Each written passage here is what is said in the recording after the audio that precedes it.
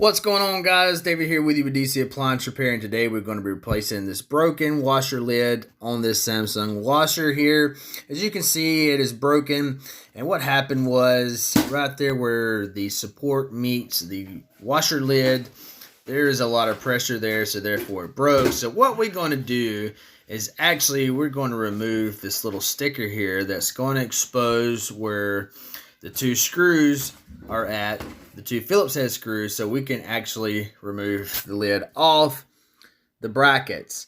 Now, it's a pretty easy job. All you need is a Phillips head screwdriver. This is the bracket that the lid sets on, and here is the Phillips head screw. There's two on each side. Now, this is a pretty easy job. As you can see here, I already have the lid on the brackets, and they can be a little tricky. You can just wiggle it a little bit, and then we want to line the screws up with our hands so we don't strip it. You'll see here I give it a little wiggle to line it up, and we're going to make sure the sides are on there properly.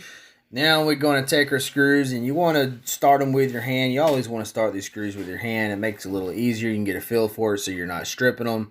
We're going to get this one here. Yes, we got the blue gloves on to protect ourselves from this old virus that's around. But anyways, I'm actually kind of liking the fact of wearing these gloves. I think we're going to start this anyways. But we're going to get the screws in here, get them tightened up, and we're going to replace the sticker that we removed and get them back covered up, get it nice and tightened up, and this job is done. Appreciate you guys. If this content helped you guys, leaving me a thumbs up. It helps support my channel.